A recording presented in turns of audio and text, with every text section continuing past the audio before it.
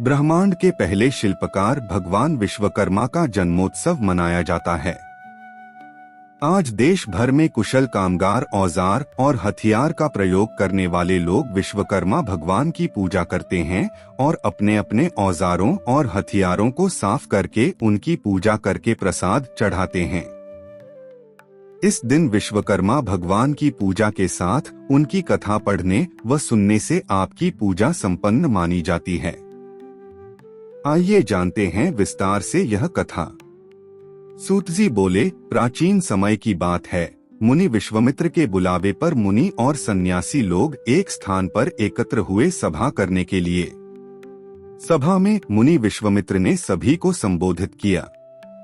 मुनि विश्वामित्र ने कहा कि हे मुनियों, आश्रमों में दुष्ट राक्षस यज्ञ करने वाले हमारे लोगों को अपना भोजन बना लेते हैं, यज्ञों को नष्ट कर देते हैं, जिसके कारण हमारे पूजा पाठ, ध्यान आदि में परेशानी हो रही है।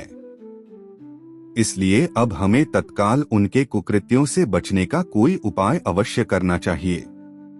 मुनि विश्वामित्र की बातों को सुनकर वशिष्ठ मुनि कहने लगे कि एक बार पहले भी ऋषि मुनियों पर इस प्रकार का संकट आया था।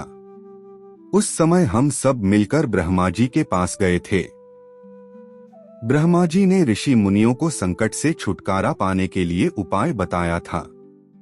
ऋषि लोगों ने ध्यानपूर्वक वशिष्ठ मुनि की बातों को सुना और कहने लगे कि वशिष्ठ मुनि ने ठीक ही कहा है, हमें ब्रह्मदेव की ही शरण में जाना चाहिए। ऐसा सुन सब ऋषि मुनियों ने स्वर्ग को प्रस्थान किया। मुनियों के इस कष्ट को सुनकर ब्रह्मा जी को बड़ा आश्चर्य हुआ। ब्रह्मा जी कहने लगे कि हे मुनियों, राक्षसों से तो स्वर्ग में रहने वाले देवता को भी भय लगता रहता है, फिर मनुष्यों का तो कहना ही क्या, जो बुढ़ापे और मृत्यु के दुखों में लिप्त रहते हैं। उन राक्षसों को नष्ट करने में श्री विश्वकर्मा समर्थ हैं। आप लोग श्री विश्वकर्मा के शरण में जाएं। इस समय पृथ्वी पर अग्नि देवता के पुत्र मुनि अगिनरा यज्ञों में श्रेष्ठ पुरोहित हैं और जो श्री विश्वकर्मा के भक्त हैं, वही आपके दुखों को दूर कर सकते हैं। इसलिए हे मुनियों, आप उन्हीं के पास जाएं। सूतजी बोले, ब्रह्मा जी के कथन के अनुसार मुनि लोग अगिनरा ऋषि के पास गए। मुनियों की बातों को सुनकर अगिनरा ऋषि ने कहा, हे मुनियों, आप लोग क्यों व्यर्थ में इधर उधर मारे फिर रहे हैं? दुखों दूर करने में विश्वकर्मा भगवान के अतिरिक्त और कोई भी समर्थ नहीं है। अमावस्या के दिन आप लोग अपने साधारण कर्मों को रोककर भक्ति पूर्वक श्री विश्वकर्मा कथा सुने और उनकी उपासना करें। आपके सारे कष्टों को विश्वकर्मा भगवान अवश्य दूर करेंगे। महर्षि अगिनरा के बातों को सुनकर सभी लोग अपने अपने आश्रमों को चले गए। तत्पश्चात अमावस्या के दिन मुनियों ने यज्ञ किया। यज्ञ में विश्वकर्मा भगवान का पूजन किया।